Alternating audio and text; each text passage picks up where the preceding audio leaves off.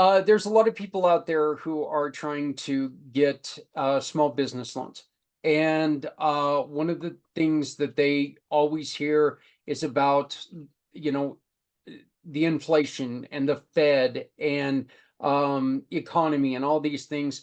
And we wanted to talk to Jerrod and make sure that businesses understand and are educated when they go to try to find loans for their businesses. So Jerrod and I got together and we are going to start a segment the second hour of the first Monday or first Wednesday of every month. Believe it or not, my phone goes off right now. So we're going to be talking about this every month and trying to help small businesses get those loans that they so desperately need. Welcome to the show, Jerrod. Tell us a little bit about yourself and a little bit about Lone Star Valor funding. No, absolutely. So thanks for having me first and foremost. My name is Jerrod Smith. I'm an Army veteran that got out, medically retired, and I decided to go in business for myself, doing Lone Star Valor funding. And what we do is, we try to provide that tailored lending solution for small businesses because there's so many options out there. There's so much way you can structure a loan, especially in the business world. It can be a little bit more overwhelming. And so I am definitely here to help in that aspect. Um, One of the things that before you and I got started, we did discuss that there is misconceptions on economy and uh, e- economy and what it actually means to try to get a loan. Um, and the Fed, that's another thing that really confuses people when you talk about what is the Fed talking about. The Fed just made their announcement, which means that things are staying the same, right? Right. But Yep. that doesn't have much to do with the economy alone. It has a lot to do with what? So they all kind of work in unison in the sense, that the economy drives obviously the inflation as well as drives the interest rate. And what it all means is that essentially the cost to conduct business is um going higher, which is what basically your inflation is. The cost of doing things is increasing. And so what the Federal Reserve tries to do is use interest rates to kind of help buffer the economy, or that based off of the inflation and based off of how the economy is reacting to the inflation. So typically what they want to see right now is that we reduce our spending, to be honest. But obviously, it's hard to reduce spending when we're pretty much all living off of our, paychecks just to get by. So, when the Federal Reserve looks at their interest rates, they look at it quarterly, and so the Federal Reserve releases, basically where they want the what we call prime um interest rate. And so that's basically saying that they're trying to reduce spending and they're trying to reduce saving, or people getting loans in that, by increasing the interest rates. That's essentially what they're trying to do.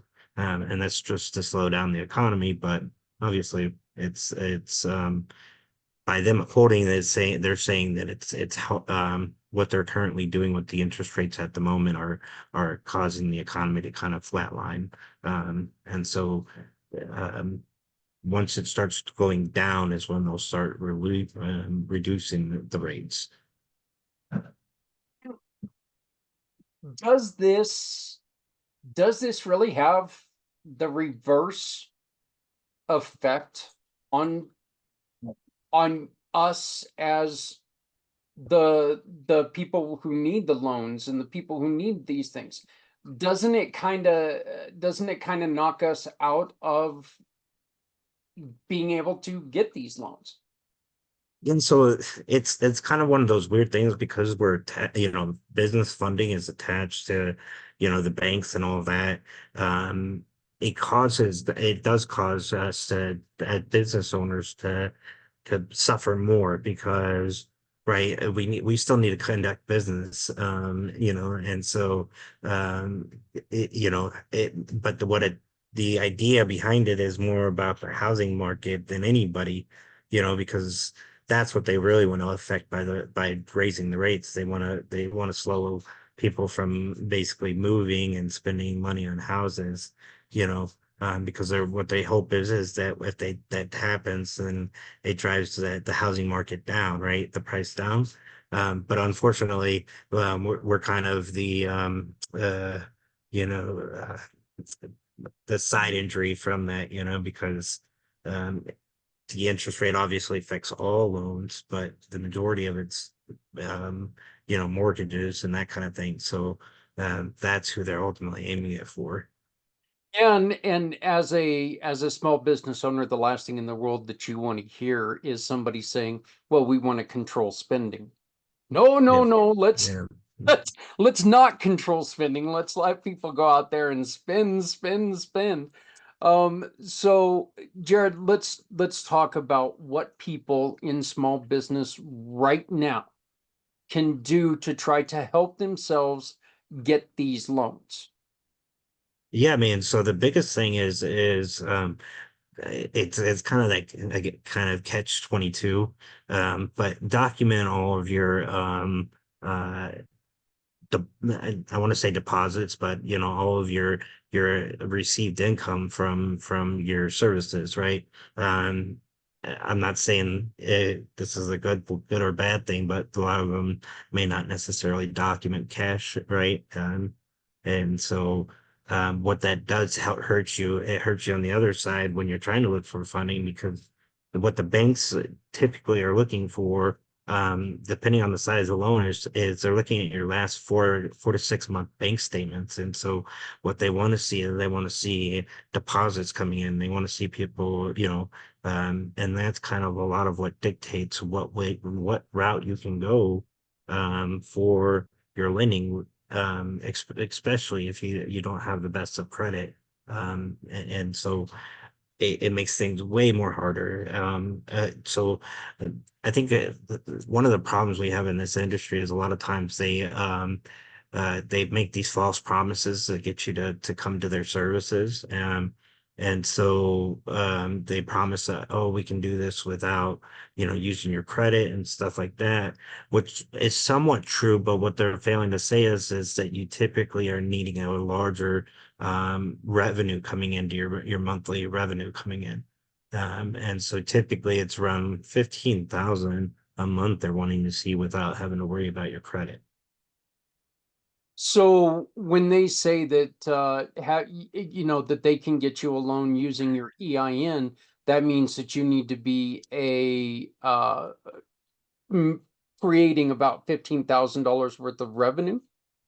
No, so to do it by your EIN, and you have to. That's a little bit more, but it's a little bit different because what they want to see on that is they want to see you having like trade lines and that kind of thing, showing your worth, and you have to kind of establish your business credit, which a lot of people fail to do, because it's not one of those things that's really commonly talked about.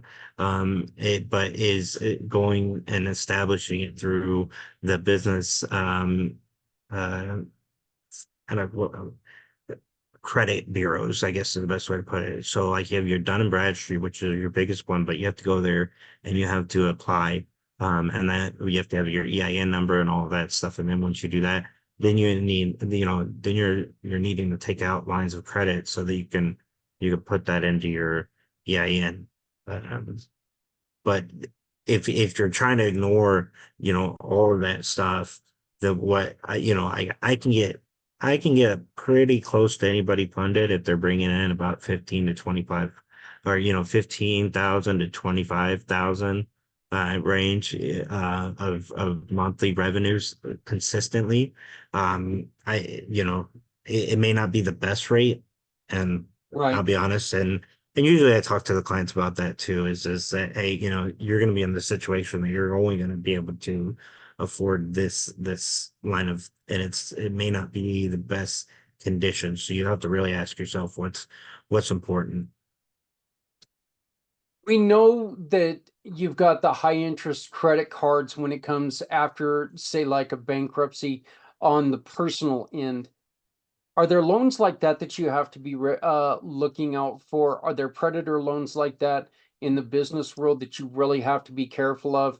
That you're not stepping into something where, you're gonna, you're pre-approved for a $300 credit card, but you're gonna end up paying $700 in the end.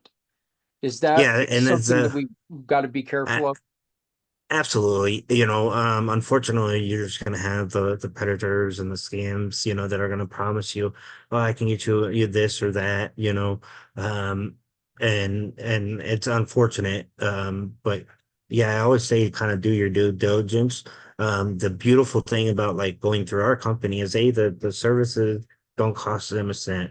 And then typically the way I like to do it is get some options on loans and say, okay, hey, and talk with them, to see if this makes sense for their business because all loans are not created equal and they may not make sense for all businesses. And what I don't want to do is push a loan down somebody that realistically can't afford it or it's going to do more damage than good, you know. And we usually have a conversation about that. And I'll be honest with them too, is it doesn't make sense, you know. But yeah, there's a lot of predatory ones out there that promise, gold and the whole nine yards. Um, there are some very, very simple steps that people can take. And even if they're not ready for funding yet, Jerrod, what are some very, very simple things that people need to make sure that they do to prepare themselves for, when their startup business gets to that point where they're starting to see an uptick in sales, they can be ready for? Because if you go in with a Gmail account, that's not a good thing, right? Right. Yeah, I mean, there's some certain things that, obviously a professional email that's usually got your URL on it makes it so much more credible. Unfortunately, individuals get scammed, but so do the banks. And so that's things that they're looking out for.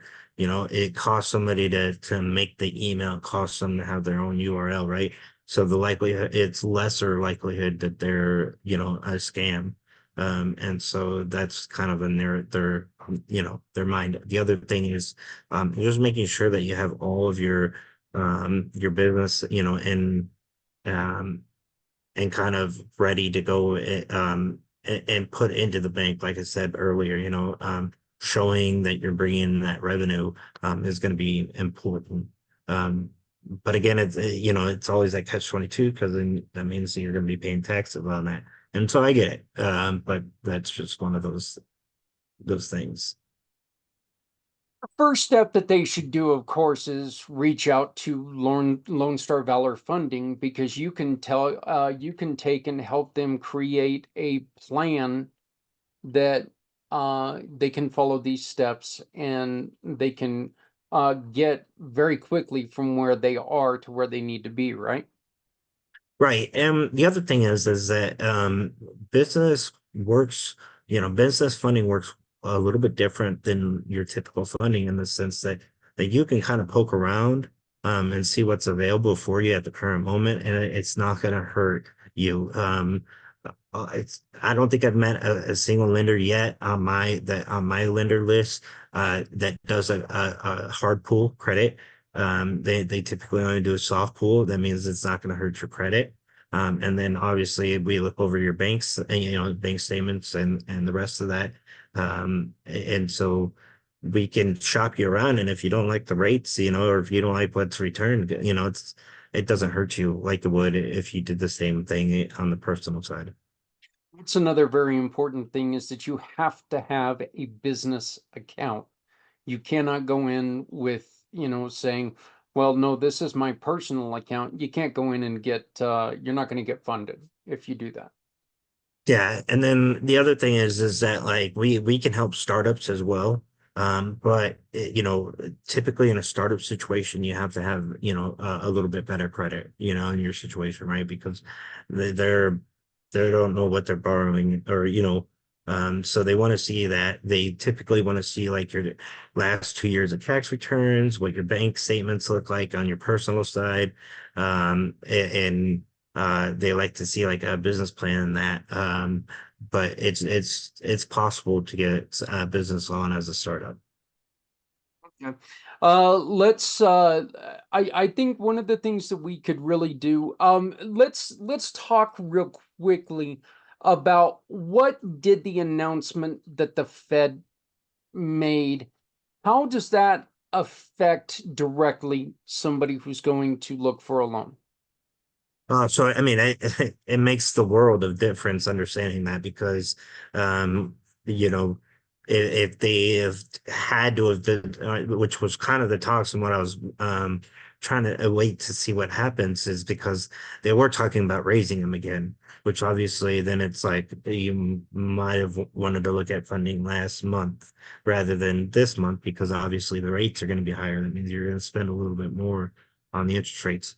The good thing is they left it alone. They didn't raise it. So they said that they're going to monitor it and hopefully come out in a little bit later this year and decrease it. But that's kind of one of those gambles with them. What's the best way to know if the Fed is leaning towards increasing or lowering? What's the best way to know this? So that's a good question. Typically, it's kind of it follows again the economy and the inflation. So, you know, if they're talking about how things are getting worse and the economy and inflation is getting higher, right? You know, then there's probably a good chance that the rates are going to go up. But if the, you know, inflation's coming down and the economy is still thriving, then they'll bring that interest rate down. The good thing was that inflation did come down, I think, a little bit. You know, so but it wasn't enough to necessarily to decrease the rates because the economy is still spending. And so that's again, it's these this balance game of you want the economy to spend, but in their eyes, that's causing the inflation to go up. Whether that's true or not, I think it's debatable.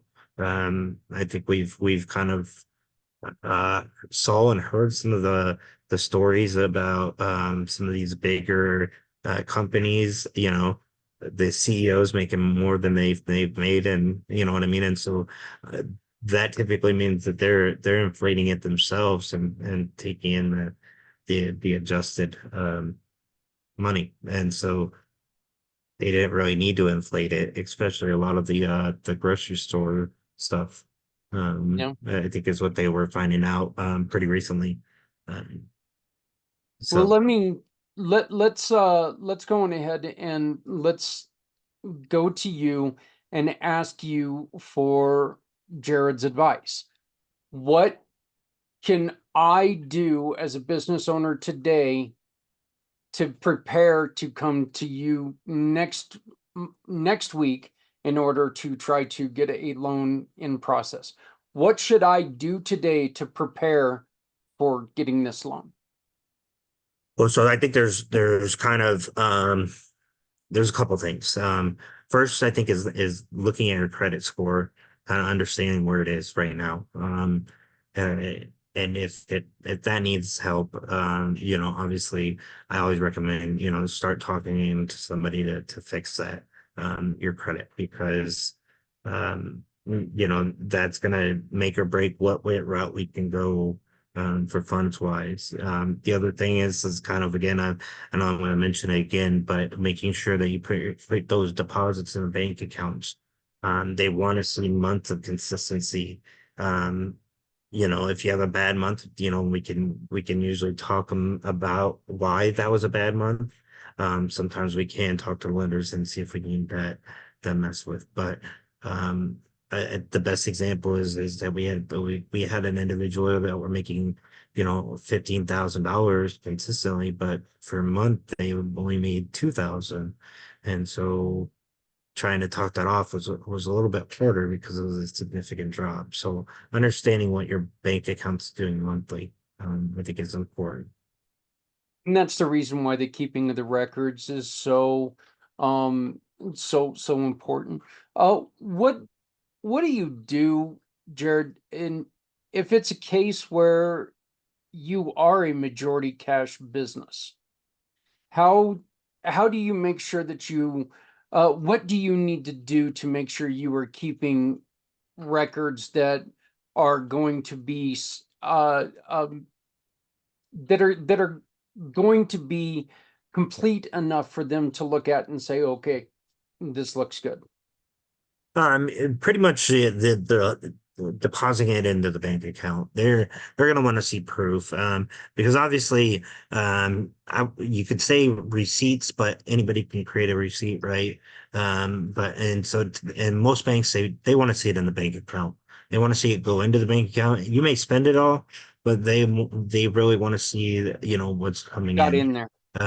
Yeah, and that's probably the hardest thing, especially with cash businesses. And I get it. I totally understand. And so that's why it's kind of one of those catch 22s because um it also hurts you on the other end, when you are looking to sell your business, when you're looking at um uh looking for these lending options, you're going to suffer more the less you put into your bank, and you're going to benefit from that probably by not having to get as much taxed. So you have to kind of weigh and I'm not telling anybody to do this, so I don't want to get in trouble for saying, "Oh, he told me to hold his money," but you know, those are kind of the decisions as a business owner you got to make, right? Let me ask you this on a business that let's say a small restaurant that depends on having a beginning bank. Um, is it smart for them to take and at the end of the business day, they deposit everything and then go and withdraw the money that they need, the beginning money that they need? Is that a smart thing to do? Is that showing them that you're putting No, money so in? typically whatever, if they do it smart, or and I don't want to say people aren't doing it smart, that's probably a bad way to use that term, but um a lot of the bookkeeping allows you to account for that money without having to deposit it necessarily. What they're wanting to see is what you're bringing in. So if you take whatever you're bringing in and minus the stuff that you're going to keep in house for change in that, then you can minus that, and it would be the same if hopefully they're consistent with the same number. So if they have to have $500 of certain X amount, right, they keep that consistent every period. And so then it would accurately still catch what they're bringing in. So This is great information, and again, we will be doing this every first Wednesday of the month. It's going to be July 3rd, which me and my brain, I realized, wow, that's right around 4th of July. It's a damn yeah. day before the 4th of July. But we're going to be back here live on July 3rd, and we're going to be talking about all of this. So if you have any questions, if you would like to ask anything, the first and the best thing to do is not wait. Reach out to Jerrod. And Jerrod, how do Absolutely. they get a hold of you? Yeah, so you can reach me at admin@lonestarvalorfunding.com. That's my email. You can call or text me on my cell 737-802-4558. If I don't answer, leave a message, or again, send me a text, and I'll get to you as soon as I get a moment. And I try to be pretty responsive. And so yeah, feel free to reach out to me and that question. It's LoneStarValorFunding.com. Yep. So, LoneStarValorFunding.com, send him an email, send him a text. But ask him any questions. You're not going to charge him to call you and ask a Sure. question, are you? No, well, and I don't charge them to use my services at all. So they can come to me, we can discuss things, and if they want to try different lending options, we can definitely try. And I don't charge a penny for that.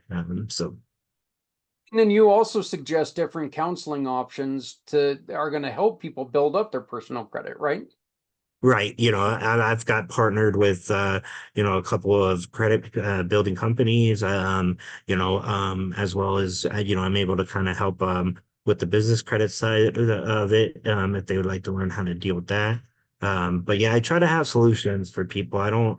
I guess the military has always taught me, never have a problem without a solution, and so I try to have. So if I'm missing it, I'll try to find it.